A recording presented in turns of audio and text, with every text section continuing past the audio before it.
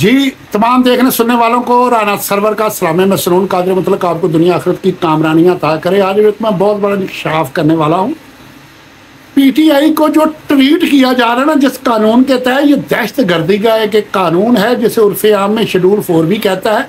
Schedule 1, 2, 3 और and 4 होता है। और ये क्या है, इंसानी अकल मौफ हो जाएगी ये सुन के। और मैं कानून की किताब में से पढ़ के आपको सुनाऊंगा। अगर मैं शुरू से लेकर आखिर तक पढ़ना शुरू करूं तो बहुत ज़्यादा वक्त दरकार है, इसलिए चीदा चीदा जगह से पढ़ूंगा और बात को समझाऊंगा। ये 1997 में जब नवाज शरीफ साहब 2/3 अक्सरियत के साथ आए थे, तब इन्होंने ये कानून बनाया था दहशत गर्दी के खिलाफ। और इसके कुछ तकाजे हैं लागू करने के लिए। ये नॉन ऑफिशियली तौर पे ट्वीट जो पीटीआई को कर रहे हैं उस कानून के तहत कर रहे हैं। ये जो वावेला सोशल मीडिया पे मचाया जा रहा है, दीगर जगहों पे मचाया जा रहा है कि हमारे साथ ऐसा क्यों हो रहा है, वैसा क्यों हो रहा है, ये क्यों हो रहा है, फलां पाबंदी क्यों है, हमें किसी त्यौहार पे बाहर नहीं निकलने दिया जा रहा है, झंडे नहीं लगाने दिए जा रहा है, बैनर नहीं लगाने दिए जा रहा है, पोस्टर नहीं लगाने दिए जा रहे, ये सारा कुछ उस कानून के तहत ट्वीट किया जा रहा है। और हुकूमत एक सिस्टम के तहत उस कानून पे काम कर रही है। अभी वो कानूनी तौर पर रिकॉर्ड में कागजों में मुकम्मल नहीं हुआ और वो नॉन ऑफिशियली तौर पे कर रहे हैं। जो खान साहब को इस्लामाबाद की अदालत से रेंजर वाले लेके गए थे, उस कानून के तहत फौज जो है वो भी बतौर पुलिस काम करती है। और अब मैं आपको दिखाता हूं, ये मेरे पास है मेजर एक्ट, ठीक है। इसमें से मैं अब पढ़ के सुनाता हूं। अगर मैं शुरू से लगूंगा इसमें से मैं चीदा चीदा बातें आप लोगों को सुनाऊंगा। ये दहशत गर्दी के हवाले से है कि जो बंदा जिससे सरकारी अमलाक को नुकसान पहुंचे, प्राइवेट अमलाक को नुकसान पहुंचे, सरकारी अदारों को नुकसान पहुंचे, ऐसी तंजीम को वो अंडर वाच, आगाज कहाँ से करते हैं, अंडर वाच से। अंडर वाच तब होता है जब पहले शेड्यूल में शामिल कर लिया जाता है, उर्दू में उसे जदवल कहते हैं। और उनके लिए ये है दफा 4 इस दहशतगर्दी एक्ट की।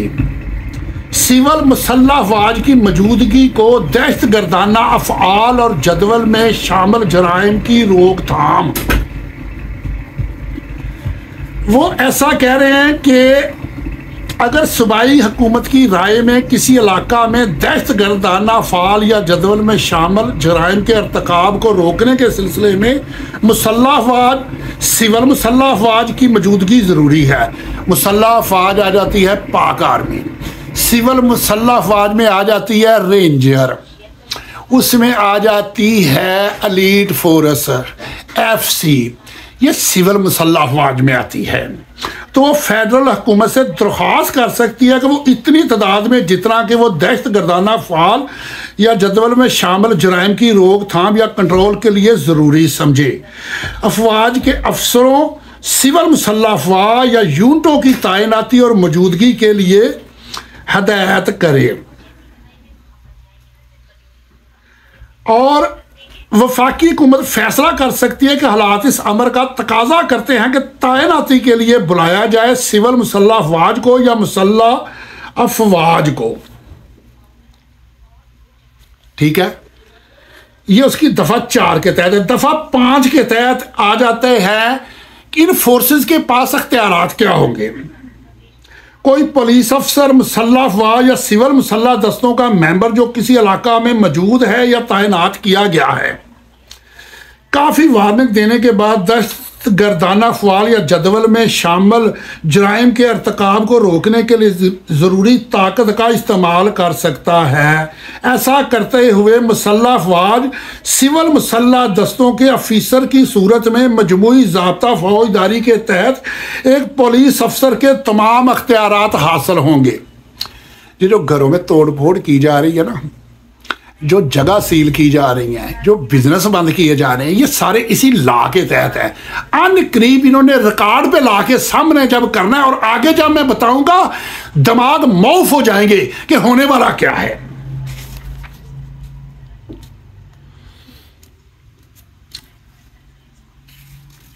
मैं आगे अब काफी ज्यादा छोड़ के ना मैं आगे चलता हूं। शेड्यूल 4 पे मैं आ जाऊंगा, आने लगा हूं।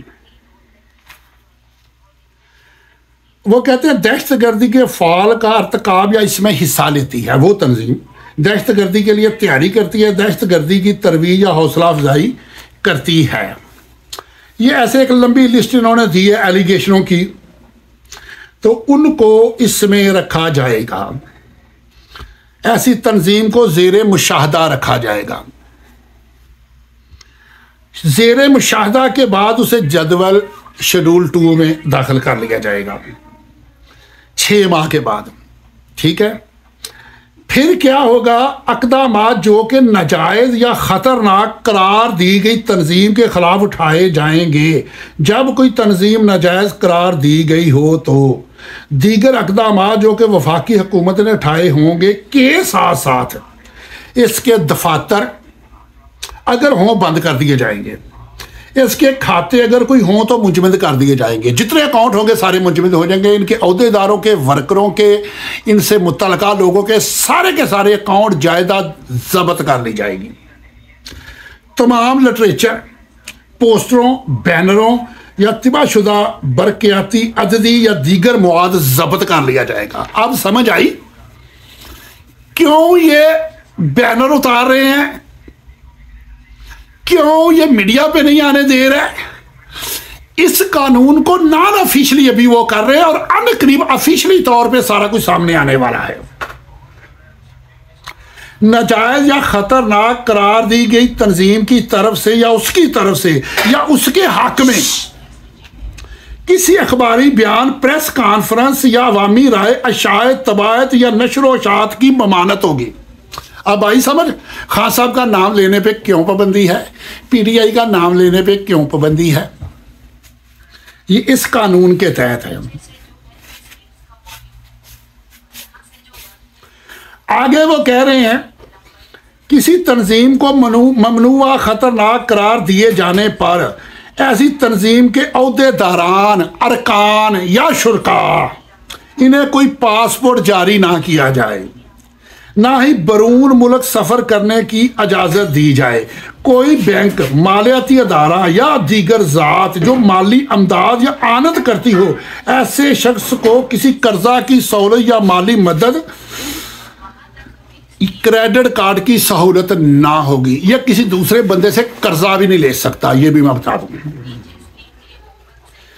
जब चौथा शेड्यूल 4 लग जाता है, और एक और बात बता देता हूं, मुझे याद आ गया। अली अमीन गंडापुर साहब और 2-4 और बंदे हैं, उन्होंने पेशावर हाई कोर्ट में रेट पिटीशन दायर किया कि हमारा नाम शेड्यूल 4 में डाला जा रहा है। ये मुझे याद आ गया कि मैंने एक तरह खबर पढ़ी थी और उनकी रेट चल रही है। ये अब आ गया शेड्यूल 4। जब शेड्यूल 4 लगाएंगे फिर उससे मचलके लिए जाते हैं, और मचलके लेने के बाद उसके लिए क्या किया जाता है, हरकत को हुक्म में मुख्तस किए गए इलाका या किसी जगह तक महदूद रखेगा। उसके लिए ये अदालत ने पाबंदी नहीं लगानी, ये पुलिस ने लगानी है। पुलिस ऑफिसर उनको कहेगा कि आप अब सिर्फ अपने मोहल्ले से बाहर नहीं निकल सकते, या अपनी गली से बाहर नहीं जा सकते, या अपने घर से बाहर नहीं जा सकते। अगर कहीं जाना हो, ऐसे किसी शख्स से दरकार हो कि वो मुतल्लका इलाका के पुलिस स्टेशन के ऑफिसर इंचार्ज से पेश की इजाज़त ले। अगर उसने कहीं जाना है तो दरखास्त लिख के SHO से इजाज़त ले, फलां एरिए में मैं जा रहा हूं फलां बंदे को मिलने और इतने वक्त के लिए। अच्छा, और उसको उस जगह जहां वो जा रहा, वो अफराद जिनसे वो मिल रहा हो, अपनी रहायश के दौरान आगाह रखे। जिससे वो मिलेगा वो सारा कुछ तहरीरी तौर पे इनको देगा। वो हुक्म में मख्तस किए गए इलाके में रहायश नहीं रखेगा। अब ये आ गया कि हुक्म में कुछ जगह ऐसी हैं जहां वो जा सकता ही नहीं, उसको इजाजत लेके भी नहीं जा सकता। वो कौन सी जगह है? स्कूलों, कॉलेजों, दीगर अदारों में जहां 21 साल से कम उम्र के अफराद या खवातीन को तालीम या दीगर ट्रेनिंग दी जाती है, या जहां उन्होंने आर्जी या मुस्तकिल रहायश अख्तियार की है, हॉस्टल वगैरह। स्कूलों में, कॉलेजों में नहीं जा सकता, हॉस्टल में नहीं जा सकता। आगे जरा सुनना, आगे बड़ी दिलचस्प बात है। थिएटर नहीं देख सकता, सिनेमा नहीं देख सकता, मेला, तफरी पार्क में नहीं जा सकता, होटल में खाना खाने के लिए नहीं जा सकता, क्लब में नहीं जा सकता, रेस्टोरेंटों, चाय की दुकानों और अवामी तफरी या रहायश की दीगर जगहों पर भी नहीं जा सकता। Airport, railway station, bus stand, telephone exchange, television station, radio station या दीगर ऐसी जगहों पर, अवामी या निजी पार्कों, बागों और अवामी या निजी खेल के मैदानों में भी वो बंदा नहीं जा सकता। किसी अवामी जलसा या अवाम के इज्तिमा की किसी जगह पर, चाहे वो किसी बंद जगह पर हो, कवर्ड हो, बंद मकान के अंदर भी 10-20 बंदे बिठा के वो बातचीत नहीं कर सकता। और ऐसे अफराद के साथ साथ उसके बागी अब आ जाते हैं। ऐसे अफराद या उनके करीबी रिश्तेदारों यानी वालिदैन, बीवियों, बच्चों के असासाजात को चेक करके उनकी पड़ताल करेगा। उसके सारे असासे, सारा कुछ जब्त कर लिया जाएगा। वालिदैन, बीवी, बच्चों के असासों को चेक किया जाएगा पुलिस के जरिए या किसी दूसरी हुकूमती एजेंसी के जरिए, जो तहकीकात के मकासद के लिए मुतलका कवानीन के तहत इनको दस्तयाब अख्तियारात का इस्तेमाल करेंगे, ताकि इस बात का तयन किया जा सके कि आया उसके सासाजात आमदनी के जराए जायज़ हैं और कानूनी मकासद के लिए इस्तेमाल हो रहे हैं। उसका सारा कुछ जब्त कर लिया जाएगा। उसके वालिदैन, बीवी, बच्चों के तमाम असासा को चेक किया जाएगा कि जायज़ तरीके से कमा रहा है और जायज़ जगह पे लगा रहा है, उसमें तो नहीं लगा रहा। और उसे सिर्फ रोटी खानी, चाय पीनी या साल में एक सूट लेना, इससे बढ़ के उससे कोई भी नहीं। और उसने हर महीने जो अखराजात करने हैं वो लिख के डिटेल उनको देनी है। ऐसे अफराद की सरगर्मियों पर पुलिस या किसी दूसरी हुकूमती एजेंसी या इस मकसद के लिए नामजद करदा किसी फर्द या अथॉरिटी के जरिए निगाह रखेगा और निगरानी करेगा। ठीक है जनाब। अब आ जाते हैं जो इनको गिरफ्तार कर रहे हैं जी, वहां से उठा लेते हैं, वहां से उठाते हैं, वहां से उठाते हैं। मुश्तबे अफराद को गिरफ्तार करने और जेर हिरासत रखने का अख्तियार 11EEE। अगर हुकूमत इस बात से मुतमिन हो कि ऐसे फर्द को जिसका नाम सेक्शन 11EE में हवाला दी गई फरिश्त में मौजूद है, रोकने के लिए ऐसा करना जरूरी है, तो वह एक तहरीरी हुक्म के जरिए उसको ऐसी हिरासत में रखने या नजरबंद करने का हुक्म दे सकती है जो कि मख्तस की गई हो। इंतजामिया ऐसे बंदे को तहरीरी तौर पे अख्तियार है कि उससे वो 3 माह के लिए कहीं भी बिठा के पूछगिछ कर सकती है, जिस पे थोड़ा सा शक शुबा भी हो कि वो उस तंजीमी अमूर में कुछ कर रहा है। अच्छा, उसके बाद यह है कि ऐसी हिरासत का वक्त बढ़ा सकती है जबकि कुल वक्त 12 माह होगा। 1 साल तक तफ्तीश के नाम पे किसी भी जगह पे वो उसे रख सकते हैं, जुर्म करने पर नहीं, शुबा पर। और शुबा क्या होगा कि इसके पास लिटरेचर है, झंडा था, या इसने किसी बंदे को पार्टी की दावत दी थी, या पार्टी का नाम लिया था, या जिक्र किया था, या इसके दिल के अंदर उस पार्टी के बारे में मोहब्बत मौजूद है। अब मैं एक और बात बताता हूं। जो प्रेस कॉन्फ्रेंस करके छूट रहे हैं वो भी इसी के अंदर है, इसी कानून के तहत है। ये मैं बड़े अरसे से देख रहा था और मैं खामोश था, और मुझे पल पल की खबर मिल रही है जो जो कुछ इनके खिलाफ हो रहा है। मैं पहले मुनासिब नहीं समझ रहा था, लेकिन आज मेरा दिल किया कि यार ये भी काम करना चाहिए, सबको पता चलना चाहिए कि हमारे मुल्क में एक ऐसा कानून मौजूद है। और आने वाले दिनों में मैं दावे से बात कहता हूं, पीटीआई के जितने सीनियर वकला है, जितने पाकिस्तान के सीनियर वकला है, किसी को भी इस कानून की कोई समझ नहीं है, अदारों को भी समझ नहीं है, जजेस को भी समझ नहीं है। नासिर दुरानी साहब जिन्होंने केपीके की असलाहत की थी, ये एडिशनल आईजी CTD थे, ये इन्होंने ये एक्ट तैयार किया था जिसका मैंने थोड़ा सा दरमियान में से हिस्सा बताया। अगर पूरा करूं तो घंटों पे मुहित वक्त होगा। और ये सारा लिख के उन्होंने हर डिस्ट्रिक्ट ऑफिसर को भिजवाया था कि ये देखो ठीक है। और मैं इस चीज का नहीं शायद हूं कि जो भी इसको पढ़ता था उसे समझ नहीं आती थी, लेकिन चूंकि सीनियर अफसर ने भेजा था, सब ने ओके कर दिया जी, जबरदस्त है, कमाल है। मैं कायनात का सबसे कम इल्म हूं और मैंने बड़ी जद्दोजहद की है, मुझ में ये लागू है और 22 साल से ऐसी कोई बात नहीं। और फिर मैंने खुद इस पर रिसर्च किया और मैंने देखा है कि अल्लाह ताला ने इस कानून में से भी मेरे लिए आसानियां पैदा की हैं और बेनिफिट मिले हैं। और इस कानून को अल्हम्दुलिल्लाह सुबह अल्हम्दुलिल्लाह जितना मैं समझता हूं, मुझसे सारी दुनिया ज्यादा इल्म रखती है, लेकिन मेरी किसी से मुलाकात अब तक नहीं हुई जो इसको ज्यादा समझता हो। बाज ऑफिसर भी मुझसे मशवरा करते हैं और मैं उनको मशवरा भी देता हूं इसके मुताबिक। अब आ जाते हैं, अगर मैं इसको पढ़ता जाऊंगा तो बहुत लंबा हो जाएगा। मैं सिर्फ ये छूटने वालों के मुतल्लक आप लोगों को बताता हूं।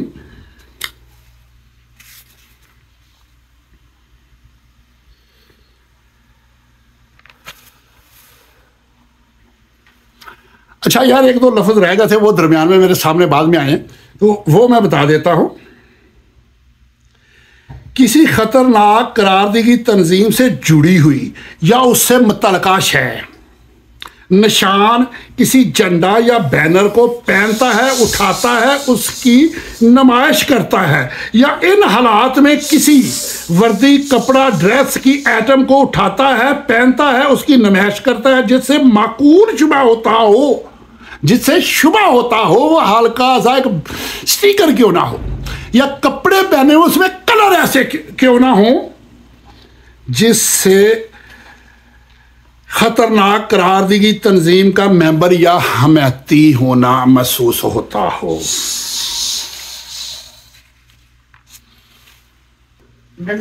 अच्छा, जो प्रेस कॉन्फ्रेंस कर रहे हैं ना, उसको वो छोड़ रहे हैं दफा 11M के तहत। वो मुकम्मल कानून को फॉलो कर रहे हैं, लेकिन दिखा नहीं अभी रहे। इसलिए नहीं दिखा रहे कि इसके बारे में कुछ ऑप्शन होते हैं अदालतों में जाकर रिलीफ लेने के, और वो चाहते हैं कि वो मुद्दत गुजर जाए जब ये अदालतों में जा सकते हैं, फिर उसके बाद 3 साल तक अदालत या कोई अदारा इनकी बात को नहीं सुनेगा। इसलिए ये किया जा रहा है। 11M के तहत ये क्या कहते हैं, पुलिस से तावन, यानी हुकूमत से जो तावन करता है, और उस पुलिस अफसर जिसका दर्जा डिप्टी सुपीरियरेंट से, DSP से लेके ऊपर तक अफसर, जिसके सामने वो इकरार करे जनाब मैं तो साथ देंगा, हैं, मैं तो तावन करांगा, मेरे को गल पूछो कि पूछनी है, और जो वो पूछे वो सब उनको बताए और उनके साथ तावन करे, मावनत करे, ठीक है। और उसके बारे में क्या होगा, दफा 11H ता 11K के तहत किसी जुर्म का अर्तकाब नहीं करता अगर वो पुलिस ऑफिसर जिसका दर्जा डिप्टी कमिश्नर से कम ना हो कि वाज़े रजामंदी से कर रहा हो। अगर वो अफसरों को राजी कर लेता है, फिर इन तमाम जुराइम से उसका छुटकारा हो जाता है, फिर उसकी हर चीज जो है ना वो बच जाती है। अगर दोस्तों इसकी मैं डिटेल में आता तो घंटे दरकार से। ATC ऑर्डिनेंस 1997 खोलो देखो, उसमें को 20-30 सफ़ों पे ये मुहित है, और इतने मसलन के आप लोग अल्लामा इकबाल को या गालिब के शेरों को भूल जाओगे जितने मुख्तसर अल्फाज इसमें इस्तेमाल किए गए हैं। और ये पीटीआई के साथ हो रहा है। वो गैर कानूनी नहीं कर रहे हैं, पाकिस्तान के कानून के मुताबिक कर रहे हैं। अदालतें पाकिस्तान के कानून के मुताबिक कर रही हैं, लेकिन गलती कहाँ पे कर रहे हैं वो बता के नहीं कर रहे हैं। ना अदालतें आपको बता रही हैं, ना अदारे आपको बता रहे हैं। सारा कुछ जो अदालतों में आप लोगों के खिलाफ हो रहा है वो खिलाफ नहीं हो रहा, ये कानून ऑलरेडी मौजूद है, उस कानून के तहत हो रहा है। लेकिन सिर्फ एक चीज में मिली भगत है कि इस कानून को खुफिया रखा जा रहा है, इसका कोई प्रूफ सबूत मुहैया नहीं किया जा रहा, किसी के सामने कोई नोटिस नहीं आ रहा, क्योंकि इसके लिए शेड्यूल 1 से लेके शेड्यूल 4 तक दरमियान में अरसा होता है। 6 माह का होता है, उसके बाद 3 माह का होता है, ऐसे करके कुछ साल सवा साल का होता है। तो आप समझो कि 7 या 8 माह गुजर गए, 3-4 माह रहते हैं। जब सारे जो इन्होंने कानून ने आप लोगों को राइट दिए हैं इसको चैलेंज करने के, जब उससे आप गुजर जाओगे फिर ये सारा कुछ अयां हो जाएगा। काजी फायज ईसा साहब भी जो कर रहे हैं इसी कानून के तहत कर रहे हैं, चीफ जस्टिस इस्लामाबाद जो कर रहे हैं वो भी इसी लॉ के तहत कर रहे हैं। अगर कोई जस्टिस इनकी बात नहीं मान रहा तो वो ये कह रहा है कि या मेरे सामने लाके कानून रखो, जुबानी नहीं मैं मानूंगा। ये उनको कहते हैं कि ये देखो। हाँ, इस कानून में एक और चीज भी है, जहां जितना जब चाहे सीक्रेट रख सकते हैं, इसका ट्रायल भी ओपन नहीं होता, इन कैमरा ट्रायल होता है। एक और बात बताऊं, इसके ट्रायल के दौरान गवाह अपनी शनाख्त छुपाना चाहे वो शनाख्त छुपा भी सकता है। हमने ऐसा भी देखा है कि गवाह पेश होता है, हम कहते हैं कि जिसका शनाख्ती कार्ड दिखाओ, जज कहता नहीं जी बस मैंने देखना था, देख लिया है, छुट्टी से हम भी इसमें थे और उसके बाद खान साहब के साथ आ गए थे हैं। तो इसमें यार मुझे एक बात याद आ गई है, वो मेरी जबरदस्त सुन लेना। एक औरत थी, उसका खामद नखट्टू था, काम नहीं करता था, भूख प्यास अफलास, तंग आके एक दिन उसने बच्चा गोद में उठाया, रोती हुई चली गई अपने मेके। जब गई तो माँ ने देखा, माँ के गले लग के रोना शुरू हो गई। माँ को उसने कहा कि मुझे कहाँ मेरी शादी कर दी, वहाँ तो कुछ भी नहीं मिल रहा, भूख अफलास, खाना नहीं मिलता, कुछ नहीं मिलता। उसने दिलासा दिया, सर पे हाथ फेरा, बिठाया, जल्दी जाके हांडी चेक की, हांडी में सालन नहीं था, रोटियाँ देखी 2 बनी हुई थी रात की। उसने ना मर्तबान से अचार निकाला, अचार का एक पीस रोटियों के ऊपर रखा, पानी का गिलास ले, कहने लगी ये लो मेरा बेटा ये खाओ हैं। वो उठ के खड़ी होगी, माँ को कहने लगी अम्मा बासी रोटी और अचार तो मुझे खामद के घर भी मिल रहा था, यहां मुझे आने का क्या फायदा हुआ, इसका मतलब कि मेरी किस्मत ही ऐसी है। ओ पीटीआई वालों, हम लोगों की किस्मत ही ऐसी है। हम बड़ी ज़ेर अताअत थे नवाज शरीफ के और शहबाज शरीफ के, जब हम आप लोगों के साथ आए हैं तो ये जो है ना हमारी बेबसी बेकसी भी वहीं पे चली आई है। इसलिए मैंने कहा आओ दलीब करे मिल के आओ जारियां, तो हाय गुल पकार मैं चलाऊं हाय दिल। लेकिन एक बात को ज़हन में रख लेना, हक हक होता है, जो बात आपको हक लगती है, जो दिल में ख्याल आता है उसे ज़बान से अदा नहीं कर सकते। वो दीन नहीं हो सकता, मजहब नहीं हो सकता, सच्चाई नहीं हो सकती, अल्लाह और उसके रसूल और उसकी किताब के मुताबिक सच्चाई नहीं हो सकती।